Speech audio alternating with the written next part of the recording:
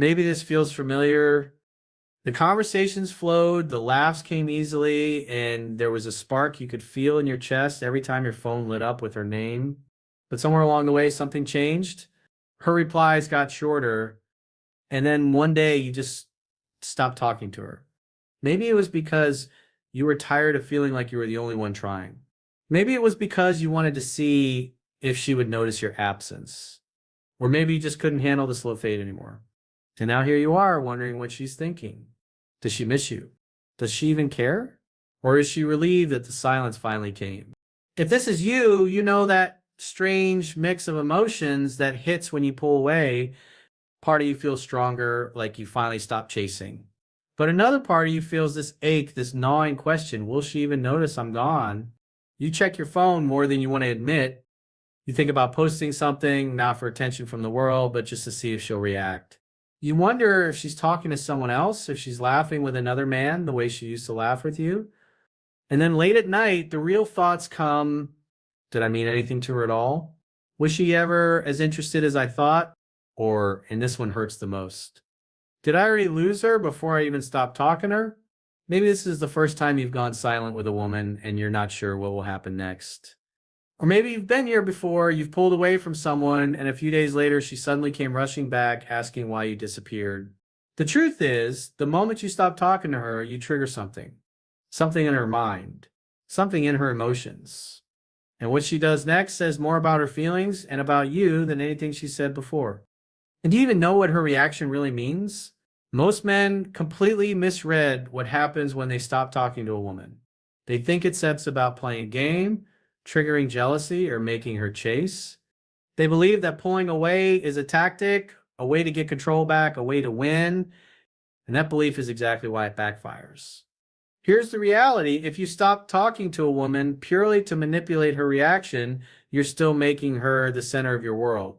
You're still basing your value on whether she notices you're gone. And when your self-worth depends on her attention, you're not in control. You're still chasing, just in silence. Silence isn't Zet a weapon. It sets a boundary. It's not about punishing her. It's about protecting your own energy when you feel your respect, your presence, or your value isn't being met with the same intention. A man who uses silence as a game is hoping she'll come running back. A man who uses silence as a boundary is prepared to move forward with or without her. Most men stop talking and then spend every hour wondering when she'll reach out. That sip is not strength. That seps is waiting. And waiting is just another form of chasing. The 3% man, he doesn't stop talking to prove a point. He stops because he's no longer willing to invest in a connection that's not mutual. It sets not a dramatic exit. It sets a quiet decision. When you stop talking to a woman, one of two things will happen. She'll lean in or she'll fade away. Most men obsess over which outcome they'll get, but the truth is the outcome doesn't define your worth. Her reaction is simply information. If she reaches out, it tells you she values the connection. If she doesn't, it tells you she didn't, and you're better off knowing that sooner. The problem is, too many men see silence as a short-term trick to get her back instead of a reflection of their long-term standard. They don't realize that women never forget the man who walked away without resentment, without games, and without hesitation when respect was no longer there. So here sits the shift. You don't stop talking to her so she will miss you. You stop talking to her because you won't compete for someone's attention. You stop talking to her because you know connection is earned, not demanded. It starts with the smallest decision, not a fight, not a dramatic moment. Just you deciding not to send that next text. You've been carrying the weight of the conversations for weeks now. She used to meet you halfway, laughing at your jokes, asking questions, telling you little details about her day. But lately, you've been the only one reaching out. Every reply from her feels thinner, shorter, colder.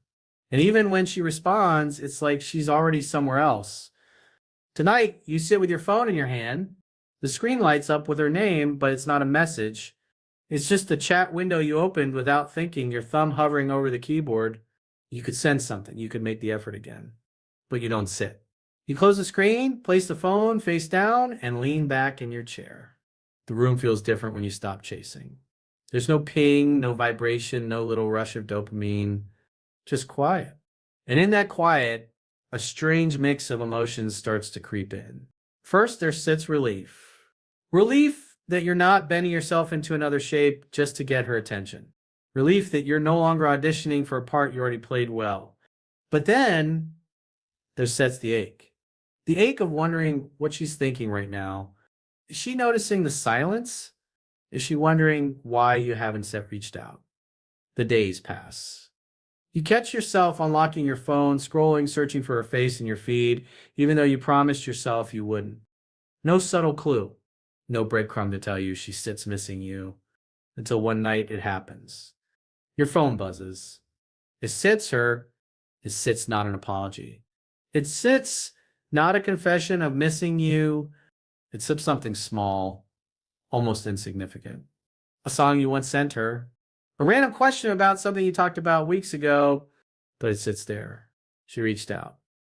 Because in the days you weren't speaking, you saw yourself more clearly. You saw how much space you'd given her in your head. You saw how much of your energy had been spent trying to hold something together by yourself. Sometimes she still come back. Sometimes she nets. One of the biggest lies men tell themselves in this situation is this: if I stop talking to her, she still instantly come running back because she still missed me. It sounds good in your head, doesn't set it? You picture her scrolling through your old messages, replaying your voice in her mind, staring at the phone and wondering why it's so quiet. You imagine her finally realizing what she had and rushing to bridge the gap. And in your mind, the silence is like a lever you can pull, something that automatically flips the balance of power in your favor. But here's what most men don't want to admit: it doesn't always work that way. Some will, some won't sit. And if you go silent with the expectation that her reaction will prove something about you, you've already given away your power. The problem is the need behind it. If the only reason you stop talking to her is to get a reaction, you're not actually stepping into your strength. You're still chasing. You're just doing it in a quieter way. And here's the uncomfortable truth. When your worth depends on whether or not she notices you're gone, you're still letting her be the one who decides how you feel about yourself. It sits not a cheat code. It sits not a guarantee.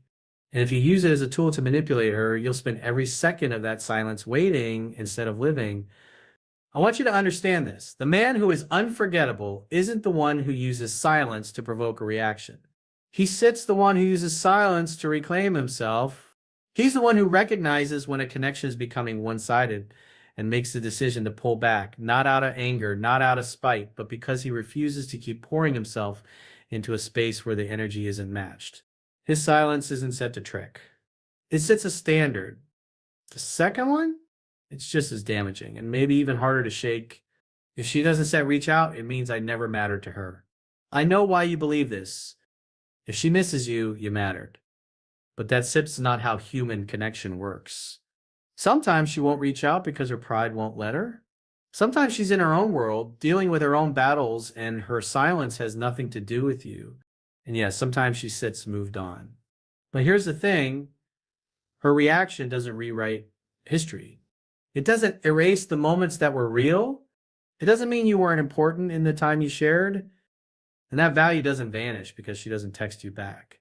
She didn't ghost you. You disappeared from yourself. That line might sting a little, but I want you to sit with it. Because more often than not, the real loss doesn't happen when she pulls away. It happens when you lose sight of the man you were before you met her.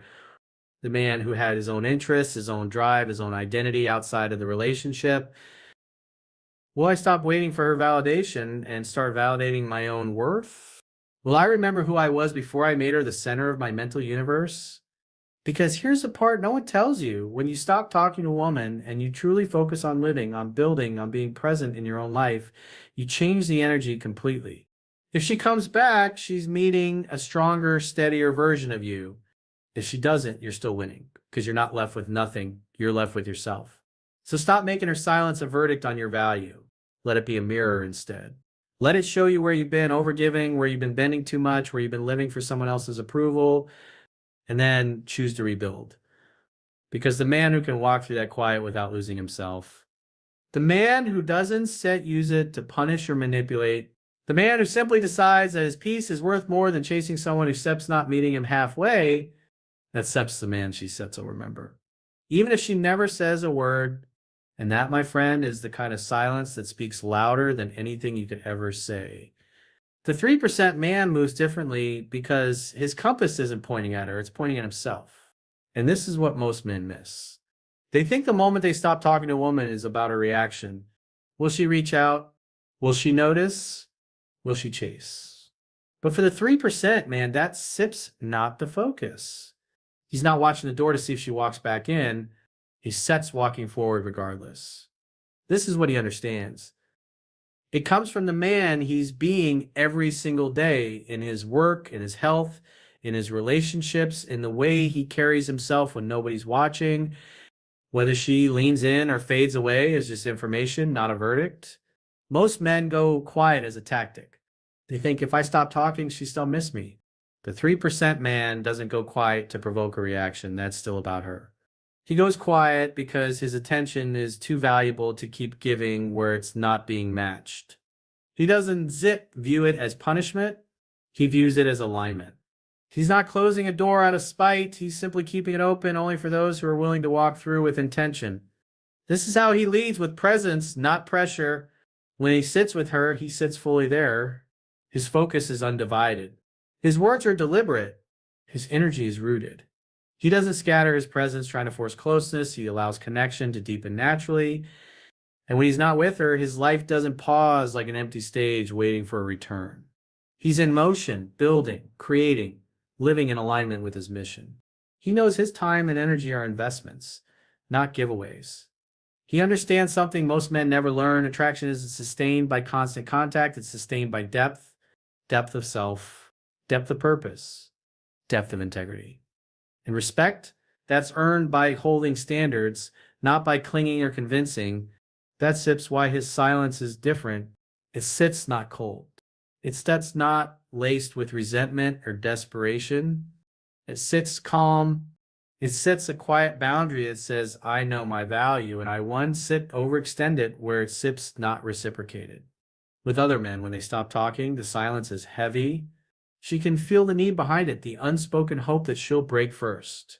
She can sense the ticking clock of his patience, the way he's still orbiting her even without speaking. That's not attractive. It's pressure without presence. With the 3%, man, the silence is steady. It sits not loaded with expectation. It sits not a tool to make her feel guilty. It's simply space. Space where his self-respect lives, where his focus returns to his own path. She doesn't feel manipulated. She feels his groundedness. Even in his absence, she feels the weight of his presence because it's not dependent on constant proximity. And here's the thing, the 3% man never sits by the phone wondering if she'll validate him. He knows the moment he gives his emotional state over to her reaction, he's surrendered his power. So he doesn't ask, he keeps his center. He understands that if she comes back, it's because she wants to, and if she doesn't, it's not a loss, it's clarity. It only makes room for someone whose energy matches his. This is the shift most men never make. For the 3%, man, the goal is to stay himself, to never let the presence or absence of one person dictate the quality of his life. And that's why she never forgets him. Not because he played the game better, not because he outsmarted her, not because his silence made her chase. She never forgets him because he was unshakable. It was a third night of silence. The kind of silence that doesn't just sit in the air, it presses against your skin. The kind where the hum of the refrigerator, the ticking of the wall clock, the distant sound of a car passing outside all seem louder than they should. You were sitting on the edge of your bed, elbows resting on your knees, phone face down beside you, not scrolling, not texting, not even checking the time. Just sitting there staring at the floor, feeling the weight of the quiet settle into the room. In the beginning, this quiet felt like loss, like something was missing, like a part of you had been removed and the absence was echoing through every hour. You told yourself you were fine, that this was your choice, that you were taking your space. But deep down, you knew you were still waiting, waiting for her name to light up the screen, waiting for that one notification that would tell you she noticed, that she cared, that she missed you. But tonight felt different. The quiet didn't feel hollow anymore. It didn't feel like an empty room. It felt full. And you realized what it was full of, pieces of yourself. Pieces you hadn't seen in a while. The version of you who didn't check his phone every 5 minutes. The man who had his own thoughts, his own plans, his own rhythm. The man who didn't live on someone else's clock. It dawned on you that you hadn't really gone silent to take your power back. You'd gone silent hoping she would give it back to you, hoping she would notice the gap you left and rush to fill it. And in that moment, a truth settled in your chest like a stone. She never had your power to begin with. You had given it away, bit by bit, text by text, response by response, leaving parts of yourself at her doorstep, hoping she'd hand them back wrapped in validation. You sat there staring at the glow of the streetlight through your window, and you felt something subtle but undeniable shift inside you. Your breathing slowed. Your shoulders softened. The tension you didn't even know you were carrying began to dissolve. You weren't set waiting anymore. Not in the way you had been. The phone is still there, silent and dark, but it didn't feel like a lifeline now.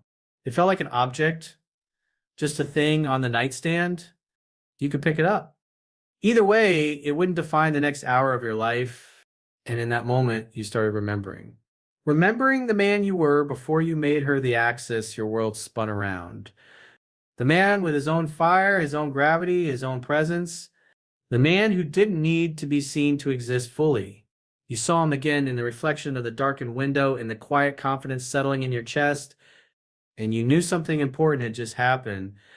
You'd stopped waiting for her to validate you and started validating yourself again. For the first time in days, you didn't glance at the phone before falling asleep. You didn't rehearse in your head what you'd say if she texted. You didn't imagine the sound of her voice. You just let the night be the night. And for the first time, the silence didn't feel like something happening to you. It felt like something you had chosen, and that made all the difference. Because the truth is, the moment you stop waiting is the moment you start coming back to yourself. And once you do, whether she reaches out or stays silent, you'll be fine. The day you stop waiting for her to come back is the day you finally return to yourself.